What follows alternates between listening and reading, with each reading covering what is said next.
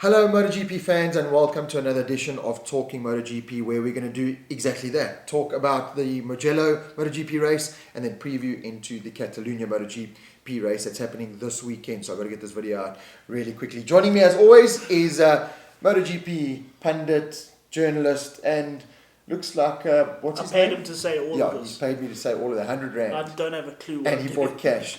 I bought him Burger King. That's what happened. That's all you have to do with me is bribe me with Burger King. All the journos in the industry know that. Don, let's talk about Mugello. Just a couple of things before they actually got into the race. Some key little facts. Marquez, 65-degree lean angle. I did that once. It's called crashing. That's like, I can't get 65 degrees if I take my bike and put it on the floor. When I get on the floor, it's only like 64 degrees. But I saw Rossi did something like 77 in the race. He did do 77 in the race, and then he did like minus 39, and then he did... It varied. Yeah. And then the other interesting fact was Dovi. I mean, top speed there of 356 kilometers an hour. That's fast. No, over a hill. Okay, yeah. Do you know what? I found something even more remarkable than that. They showed a little while ago, they had a practice start by Ian Noni when he was still on the Ducati at Kota. Now, Kota's got a hell of a look. It's the longest back straight in MotoGP. In MotoGP, yeah. And they started just after, like, there's a hairpin corner onto the back straight. They did a practice start from there. He did 0 to 306 kilometers an hour in 9 seconds. You know, they had the onboard on the bike.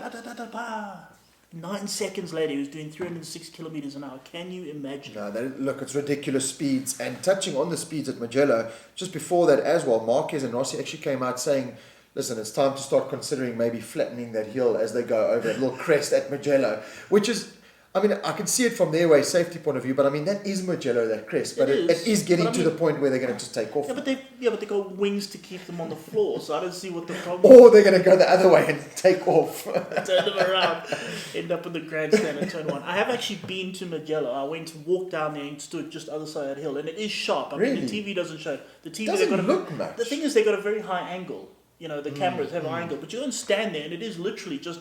But is it like a West Bank at Kailami kind of angle? Yeah, it is. It is. I mean, you stand there, you look up, you can't actually see. When you're standing down on the inside of turn one, you can't actually see the pit straight. Yeah, because when I saw that, I thought, but there's no hill there. But like you said, on the if you haven't been there... You stand there and you just hear... da-da-da-da-da. So, look, Mugello is one race I've got to get to. If any MotoGP fan, I think Mugello is one on the bucket list. Before we get into actual MotoGP, let's just touch on the other classes. In Moto3, Darren Binder, that was a really good ride considering he had 4 fingers or 3 fingers left on the one hand. Yeah. Well, that's why he was braking so late. He just couldn't reach the lever. Exactly. But it was an incredible ride to be up there. And then we've spoken about that vital toe that you get in Moto3, and unfortunately towards the end he just lost that because of incidents. The thing about Darren, okay, you've said this before, he's tall. So he doesn't have, and he's heavier than the other riders, so he hasn't got that straight line speed. I mean, you saw, he would ride around them in the corners, and then even when he got right up behind in the toe of someone, he just sat there, and then he got sort of flooded, and then after that, 2 riders crashed in front of him, he lost the toe, and that was it. He was like half a second a lap slower, until actually the group behind him caught up, and then he managed to match them again. He finished, it was 1.5 seconds down from running the same pace just because he lost the toe. It was still a really good ride to get up inside that top 10. What I will say is, I mean, you're going to punt ride fast just now. We did a story called Rossi's Rascals. Yeah, that's what I wanted to show, yeah. Oh, yeah. In 2013, okay, Rossi started his VR46 Academy. It was in 2014. The year before that, 2013, a Spaniard in Moto3 class, Viñales won the championship. A Spaniard won every single race. The top finishing Italian was 10th. And in all the races except 3, the entire podium was Spanish. Yeah. There was just no Italians, no anywhere. In this race, Moto3, 4 of the top 5 riders were Italian. The top 2 were Italian. And it's all down to one guy. One guy did that. Valentino Rossi. Look, that's why we did that article, and I've had so much praise for that article because people just don't realise what Rossi has done. Like you said, at one stage it was just Spanish youngsters everywhere. And I think that's when Rossi went, hang on, got to do something here. Because clearly the Italian Federation, and they still do a lot more than everyone else. But single-handedly, Rossi, I still said when I told you to do it, or asked you to do the article, Rossi single-handedly saved Italian MotoGP and MotoGP in itself, because now we're getting the likes of Bagnaia and Morbidelli coming through into MotoGP. And I like the Spanish are sort of friendly and smiley. The Italians are just cool. They're just like ciao. And I mean, you get cool people like Ian Noni and all these cool Italians coming in. You just want to be like, I don't know. I mean, even though Ian Noni's finishing last, you still want to be like him. You want to be him. His porn career is doing very well. Let's move into the Moto2 race then, and just more woes for Brad and that KTM team. They just struggled from the first lap. And for the first time, chatting to Brad on WhatsApp, I was chatting to him about something else, and he just sounds a little bit negative about that bike. They've got to do something now. Well, I mean, they were for saying, goodness sake. okay, everyone else, those Calexes are running sort of ordinary Grand Prix lines, which are nice kind of smooth lines. They were saying the way Brad has to ride that bike is actually make a V out of the corner. You can't lean over and carry corner speed. You have to go into the corner, stop, turn it, and accelerate. And that's difficult. Especially on the smaller, I mean, look, it's the Triumph 765 now, but on the smaller GP250, the smaller bikes, you've got to carry that corner speed. Yeah. So, that kind of riding style will suit Brad maybe on a World Superbike or a little bit in MotoGP. Or a MotoGP bike. Like Marquez. Shall we discuss a rumour that's going around with a bunch of the journalists? Yeah, we can. There's a certain Malaysian on a KTM MotoGP bike that's not doing so well. I mean, I'm sure he's a lovely bloke, and I can never say his name. Hafiz Siren. There we go, Hafiz Siren. There's a rumour I'm looking on Twitter and that quite a lot of the MotoGP journalists are saying that Binder might take that ride. I've also read that, but I don't know. Yeah, okay, but hang on. Would you rather be crap on a KTM Moto2 bike or crap on a KTM MotoGP bike? Which one would you rather be crap on? I understand that, but I would just hold on, because I think hopefully that Avintia Ducati team is going to turn into a Suzuki kind of satellite project, and they're going to get factory support, and that to me would be a better option. The KTM is getting better, and I don't know, that KTM MotoGP bike might suit Brad's riding style, but if I look at Oliveira, started off kind of with a bang, and he's just falling by the wayside now. Tech 3 team is still new to the whole KTM project as well, so I understand what you're saying. Does Brad, because those MotoGP rides are filling out, and there's so many good youngsters coming through. Okay, I mean, there's the Jack Miller kind of scenario where he went there, ended up on a crap team, on a crap bike. Paid his dues kind of thing. Yeah, he was there. You know what I mean? You're on the grid. Got himself into MotoGP. You're on the grid, and he just consistently showed good form. He beat his teammate. He showed okay, here I am. And it's much easier for a guy to say, okay, hang on, there's this guy already in MotoGP doing all right. It's easier to hire someone like that for your better team than it is to kind of take a chance on a perhaps mediocre Moto2 rider. Well, that's why Jack Miller did that. People say, but how could he jump? And it was because he saw that, hang on, in a couple of years' time, there's going to be no proper MotoGP seats available because of all the talent coming through. I'm going to get into MotoGP now and secure my spot. And in a way, it actually worked out perfectly. But I mean, this is how MotoGP is kind of working out. You've got guys like Zarco. I mean, I heard a rumor now that Honda World Superbike are potentially trying to take him out of his 2-year contract. Okay, hang on. If Zarco thought the KTM MotoGP bike was crap, wait until he gets on the World Superbike. But this is my question mark. I mean, going on to World Superbikes. Honda cannot surely be thinking about taking Zarco with their current CBR. Okay, now hang on. Here's the thing. Honda, I mean, people don't get this. That Honda World Superbike is not actually Honda. No, it's Maruwaki. That bike arrived at the Maruwaki, whatever it is, workshop, in a crate with headlights. And they took it all off and they bolt together. It's not actually Honda. Johnny Ray and Bautista, however, those bikes never had headlights. You know what I mean? They were built in a factory, in a special part of the factory, from the ground up, built as a World Superbike. But this is my question now. Is Honda, about going for Zarco, saying, without saying it, we've got a V4 coming next year, we've got a proper bike. The only way they're going to lure Zarco is to say to him, listen, we're going to give you a V4 winning package. I mean, Aprilia have a V4, Ducati have a V4, but still, it's run by Maruwaki. Unless Honda say, right, HRC is it's going to be a factory team. You know, where we're going to have Ducati and Kawasaki, then I'd say Zarco, go for it. Okay, before we go into the MotoGP race itself, let's talk about rumours going ahead for next year, because we kind of said, oh no, everyone's on a 2-year deal, everything's solidified.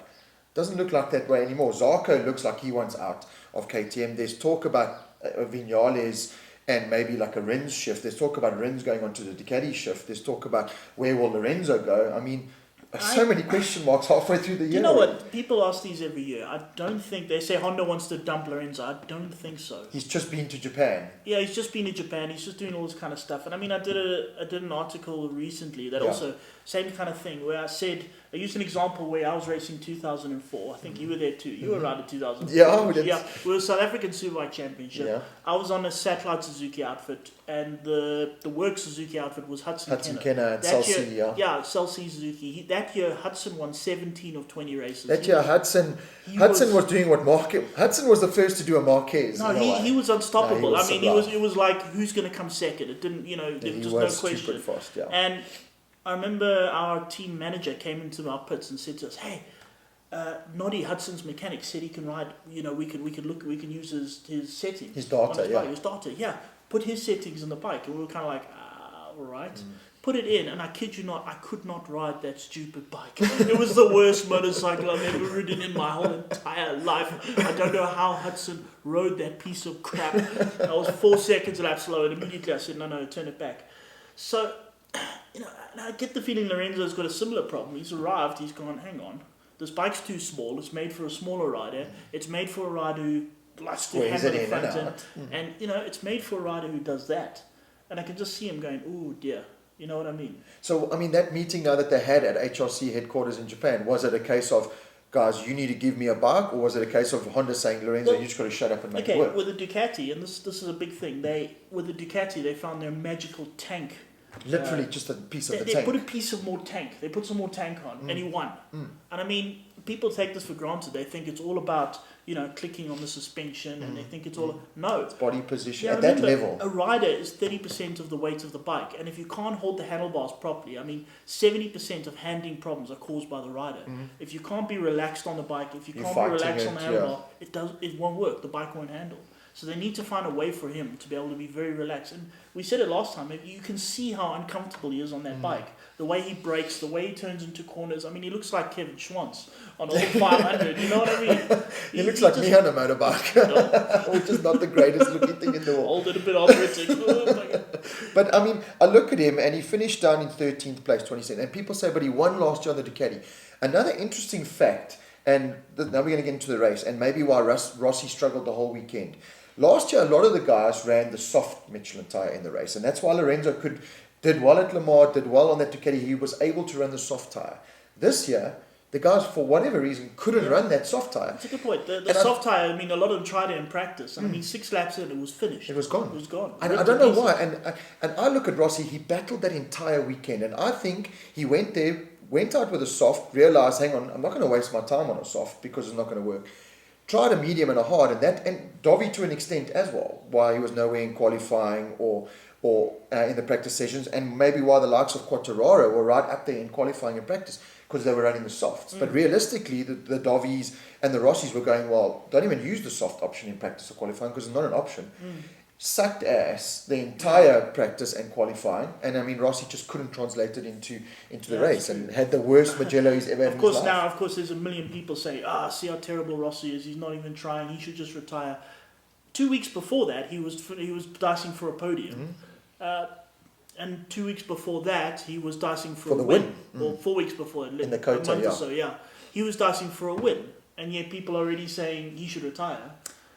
I just think it was a case of, again, that soft tyre not coming into play, and the Yamaha kind of really relies on that soft tyre grip. And Quartararo proved it in qualifying, how good the Yamaha is on a soft tyre. And the fact that I'm sure there are Moto2 bikes that are faster down that straight than that Yamaha, that thing is ridiculous. I mean, in the one practice session, Paul Espargaro on that KTM blew past Rossi. He made a comment. He said it's like he was standing still. He actually felt bad at how fast he was able to come past Rossi on that bike. I mean, Quartararo was the fastest Yamaha, and at the best, he was 15 k's an hour down. Wow. At Mugello, I mean, that is a second and a half down that straight. That is a second and a half. Yeah. So the soft tyre did prove to be a big hamper, and I think that's Lorenzo's biggest problem as well, is that he just can't run that soft tyre. But Lorenzo has to get it right. So do you see Lorenzo staying next year? I don't think... I mean, there's rumours now Honda are going to get rid of him. But that's just kind of Honda saying, well, we couldn't build Lorenzo a bike. I mean, I don't think... We know Lorenzo's not that bad a rider. He's not a 13th, 22nd... He isn't. That just means the bike is not working for him. And it's all good and well saying, "Oh, he should adapt. Oh, he should adapt." Why does he take up figure skating? I mean, you know what I mean. It's when you spent your whole time riding like this. It's not just simply say, "Well, now you need to ride like that." So just ride like it's.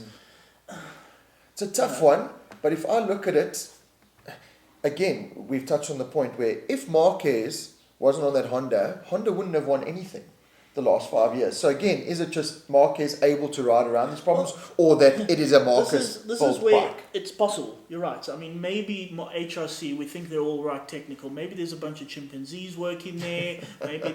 Maybe they flip and design the bike by throwing poo at a whiteboard. We don't know. Maybe it is Marquez being a genius. But on the other hand, like I said, that Hudson Keno thing. Yeah, I was just going to bring it into that. I could not ride that motorcycle. And I spoke to his teammate at the time, was Trevor Crooks. He also said he doesn't know. He looked at Hudson and said he doesn't know how he rides that bike. And that was Trevor Crooks, the top. He was the top contender that year, and he got blown in his I was a bit crap, but Trevor was properly good. And he said he cannot ride Hudson City. He cannot. So, and you imagine if Hudson were like developing a motorcycle, and most of the feedback that they were using was his, there would be a bike that Hudson would win on by miles, and everyone else would struggle on.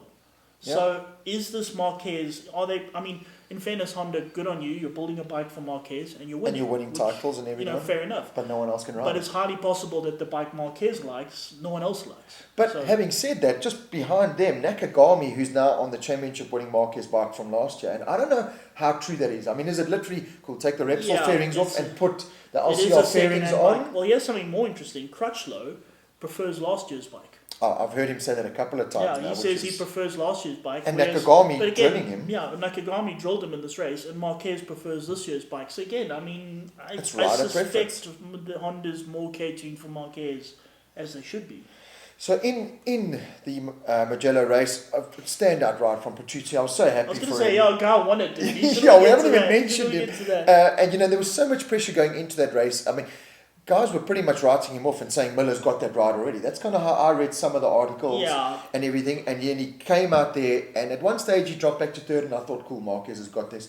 Petrucci just so and you know what people forget? Let me tell you, 2009 Silverstone World Superbike race. Chris Leeson was racing Superstock on a Pedicini Kawasaki. Guess who his teammate was? Petrucci. And let me tell you, Leeson had these nice fancy leathers and looked all snazzy. Petrucci had the crappiest leathers. He was really living out of like a little box. Like I think they built him a box, cut him a hole, and said, "That's where that's your motorhome." That's where he came from. He arrived in MotoGP on a CRT bike. And basically arrived there with the cheapest team possible, and he was the cheapest rider. They needed someone they could afford, and I think they paid him in carrots or something. I don't know. But he arrived there, and everybody said, "Yeah, well, our rider is Petrucci," and everyone said, "Who?" Yeah. Came from European Superstar. Came from nowhere. I mean, he really battled. I mean, there was no favours for him. There's no Marquez red carpet. There's no Rossi yellow carpet. And he was told he was too big, he's too heavy, you'll never make it, you're not going to be an alien. Yeah, what I will say though, okay, Petrucci won, good on him, well done. Also, it was Italy Day. And Ducati won, and Petrucci won, and Italy Day, and it was really cool. But I will say something interesting. Okay, we were speaking about Miller versus Petrucci. Now they're technically on the same motorcycle, but they're not on the same team. And Petrucci's on the factory motorcycle, so they've got more factory technicians. Miller, on a factory motorcycle, but hasn't got factory technicians. Last year, Petrucci battled with his weight, and he battled with overheating tyres, and the team couldn't fix it. They tried everything in their capabilities, they couldn't. Immediately, Petrucci's on the works team, and notice the problem's gone. His end race pace is now solved. Yeah, the problem's gone. That overheating tyre's gone. And I just think these are just top-notch technicians, more technicians. That difference from factory satellite similar to thing. factory. They asked Crutchlow about the difference between his team and Marquez's team, because they're also on the same bike. And Crutchlow said the difference is about 60 crew. 60 people. Jeez, so that's 60 people. No, that's massive. And I just imagine back in Honda or back in Bologna, there's a team of technicians in a computer room going, Petrucci, Dobby, what are you busy working on? Well, I'm busy working on the third quarter of the fifth corner. It's on the third quarter of the lap. I'm busy working on that. I'm doing the algorithms right now. What are you doing? Well, I'm doing the first third of the... You just imagine there's these technicians sitting there. I mean, they don't need to be in the pits themselves. Why would you be? Sitting back at the factory, pushing lots of buttons, custom making this sort of this map or this bike. Yeah, exactly. To go fast. Yeah. Well, that's exactly. I mean, you can't. That factory. Petrucci has just proved it. You cannot. There is no substitute for full factory. But good on him. I was so happy for him. It was great to see, like you said, a furry woodland creature on the top step of the podium. I just love the emotion he showed as well. It wasn't a case of, well, I'm here. He really just showed true emotion. And in the press conference, he spent the whole time apologising to Dovizioso for nearly taking him out of the last lap, making him stand up. But there was that moment, I mean, when they went down into the last lap and Marquez came past everyone. Now, this is sort of interesting, okay? This is now tactics and all that kind of thing, because people sort of think you get on the bike, you ride Just flat flat out, out for 20 but laps. the fact is that a MotoGP machine on full power will run out of fuel before the end of the race. Yes. So they have to actually map it differently. Now, Marquez spent the entire race behind the Ducati, slipstreaming, which means he didn't need to run full power. Yet, interestingly, he couldn't drive past the Ducatis for the whole race. Suddenly, on the last lap, he comes blasting past them all. And I just get this feeling that he kind of went, right, last lap, I've still got fuel. Top. Map, no, go. push button. Yeah. And he went blasting past it. It was at that moment I thought, oh no, we're going to get a Marquez win. And I say, oh no, because come on. I mean, an Italian winning on an Italian bike in Italy. But it was spectacular. I was at Ridgeway Race Bar. Let me tell you, I was nearly in tears. I had Greg Maloney next to me. I nearly bit a chunk out of his shoulder. Because they went into turn one. Yeah. The way those guys, all three of them, Marquez, Dovi and Petrucci, were pushing the front end on those motorcycles on that final lap. It shouldn't be allowed. In my view, it should not be allowed. Last lap, there's 3 MotoGP riders on their side. Formula 1 can piss off. Anyway, 3 MotoGP bikes were on their side like that. I was sitting next to a friend of ours from the Ducati factory. They were out. There were actually 2 of them from the Ducati factory. Gerardo. Italians. Ciao, Gerardo. Was sitting there, and I mean, you should have seen them. Because there were bonuses on the line for them. And you saw how happy Dominicali was. So guess what? Monday everyone got a raise. Tuesday they lost the race again. But anyway. But look, it was spectacular. I mean, that picture of all 3 of them going into turn one, you could almost think that was photoshopped. But it wasn't. It was real stuff. So exceptional stuff. Petrucci won. Marquez right behind him. Dovi losing out more points to Marquez, but he's still a lot closer. Yeah, in the but okay, the fact is been. that, as you said, the whole weekend he'd been crap. So the fact that he was that close and he finished 3rd in the race after that weekend of being crap, I mean, could have damage limitations. Rins on a. I still liked your comment after Ridgeway when we left there. You said Rins has to be right of the day because he had no right, and what the hell was he doing racing a Suzuki against the Honda and Ducatis? How do you ride that? He should have been somewhere with the Yamaha. Yeah, he should have been somewhere with the Moto 2s like Yamaha. But he was right there. That I mean, and incredible. the fact is, that's just guile. I mean, that's just him kind of making sure every single lap he's right on the slipstream. Because like Darren Binder, if he had lost the slipstream, Game over. It was incredible too. He was making passes into corners where you could see Marquez and them just were like, well, no one's going to pass me here. No one does. Yeah. There was a blue Suzuki on the inside.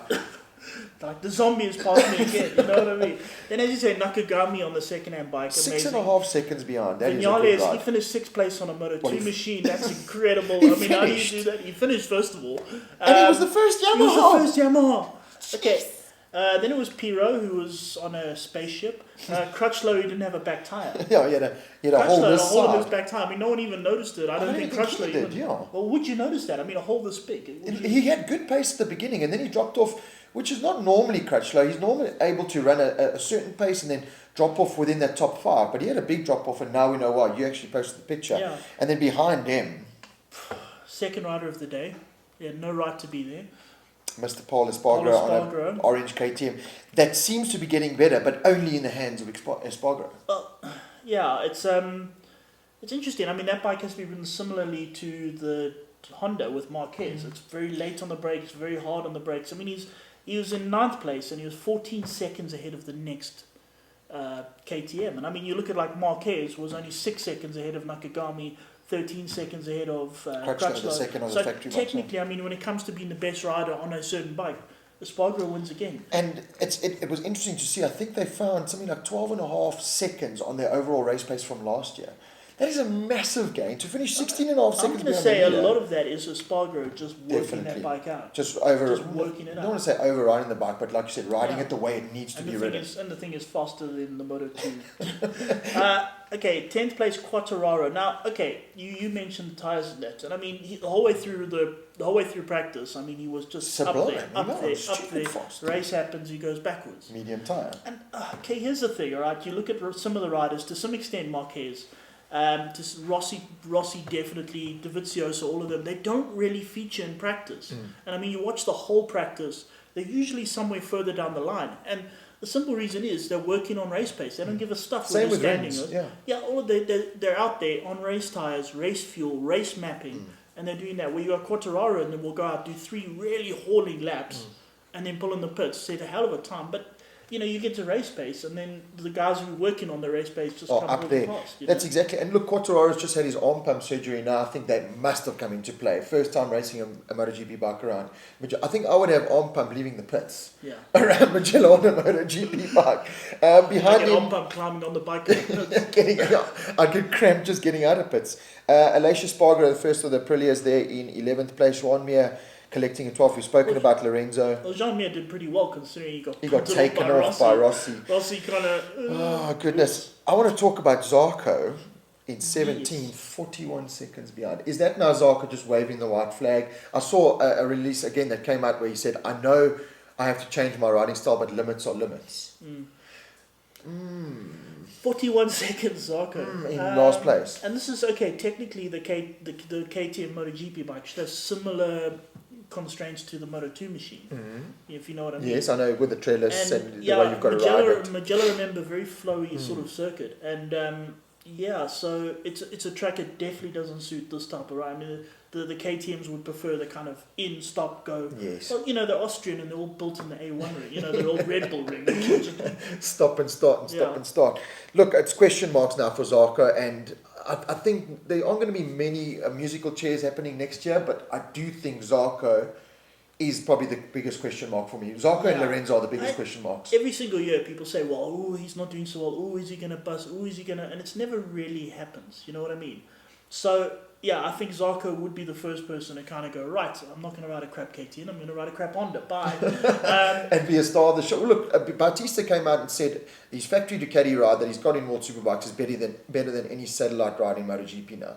So Zarco, like I said, Honda have to be going to him and saying, right, we're going to give you a full new V4 that is run by HRC. That is the only way they're going to tempt any MotoGP rider. They can't say, well, we're giving you a bike that we've given him a Morocco, we've patted them on the head. That Cameo's crashing his brains out and dying on. But look, those are the question marks going into 2020. I still think everyone's going to keep the same. I think the hottest property in MotoGP at the moment is certainly Rins. I think Rins, everyone would be wanting Rins. And of course, Quartararo, but he needs to start getting the results. Yeah, Quartararo needs to work on his race pace and not just putting in a whole lot of really fast laps. So heading into Catalunya, here we go, Super Brew. We're now second behind a certain Mr. Sean Powell, who overtook me because he cheats. How did he cheat? No, he just cheats. You cannot be ahead of me unless you cheat. He's obviously clever. So the other 700 people in the world that are ahead of me are cheaters. All of you. You should be ashamed of yourself. But Catalunya, let's look at Catalunya. Again, we've said it so many times this year. No, Lorenzo's going to come good at Le Mans. Lorenzo's going to come good at... they haven't raced a race yet. No, they have a race. They have raced a race. Lorenzo was going to come good at Mugello. Yes. Is Lorenzo going to come good at Catalunya now, where he is famously good? Okay, I want to see what Honda do. Because remember, he was just in Honda. He said it was a very interesting meeting. He said it was very intense, which is interesting. I mean, I think they just went through 17 different fairings, and he didn't like any of them. Do you honestly think he went there and sat in a room with the guys from HRC and got a cocking out? Or he went there and sat on a bike and... Yeah, I think he went there and said, this is my problem. I can't do this, I can't do this, I can't do this. I need to do this. And Honda went, And they drew funny pictures. Drew pictures and tried stuff. I mean, obviously they must have. And let's just see. If that makes a big difference, then who knows? Remember Ducati, they just put a piece of tank on and suddenly started winning. Hopefully Honda found their mate. Wouldn't it be cool? I mean, imagine Lorenzo winning at Catalunya. I'm saying, okay, for me, first place Lorenzo. It's not going to happen, but anyway, I want Spain to fall into the ocean. So Lorenzo, actually Mallorca, it's an island. It'll be easier to fall into the ocean. So Mallorca's going to fall Mallorca's going to fall into the ocean because Lorenzo's going to win. Second is going to be... Marquez is actually going to win it. But anyway, I'm going to say second Rins. And who else? Third, Vinales. So you don't think... because they would be interested... No, Marquez is going to win, and I don't know who's going to come second. But I was going to ask you Yamahas. Do you think they are going to perform there? No, it's one of their best tracks if you think fast-flowing, but it does have a couple of straights. Well, it has a straight more than 400 metres, and Moto2 bikes don't work. Okay, so you're going Lorenzo, Rins Vinales. You see, I don't know who's actually going to win it, so I'm just going to go with the worst possible. So yeah, Lorenzo Rins Vinales, and Spain and Mallorca is going to fall into the ocean. I still think, I mean, being a realist, I think it's going to be the Marquez, Petrucci, Dovi potentially, with Rins certainly up in the mix. Again, my question mark is with the Yamahas, and how do they respond? Especially Rossi needs to respond after that disastrous Mugello. And I'm not saying it's the end of Rossi and he's old and he's out of it. I'm not saying that at all. Rossi has renownedly gone very well around Catalunya. I remember 2 years ago he won it. That's what I'm Everyone saying. was like, what and the hell I is look this? at the package there, even though it's slow. I think it's going to go quite well. Well, yeah, there's one straight and then not much else. I think it's going to go. 20 bits. I think it's going to go well there. I think the likes of Crutchlow will go well at Catalunya again. I think Quartararo will go well again. It's just that who's going to get their race pace sorted in practice and qualifying. Well, just Marquez is going to win. He just is. He is, and he's supplied. Take nothing away from Marquez. I know you kind of like. No. But No, take okay. nothing away from the man. Here's my thing. It's like I pretend he doesn't exist. You know what I mean? There's no such thing as Marquez. Marquez is just a computer-generated thing on the screen. Watch it live. You'll see he doesn't exist. And yeah, so I kind of ignore him. And look at the rest. We know he is going to win, but let's just take that out of the picture. He's our Hudson Keno. Bye. Go over there. So who else is there? Just for fun, Lorenzo Rins Vinales. That's not going to happen, but it'll be fun if it did. So there we go. I wouldn't mind seeing that actually. Hope you enjoyed this episode of Talking MotoGP. I hope you enjoy the Catalunya race this weekend. Good luck, Darren Binder. Good luck, Brad Binder. Good luck, Stephen Undal. We hope you guys have a good race. Stephen, stop posing in the mirror with your six-pack. Yeah, with your six-pack. It's so Save overrated. some women for us.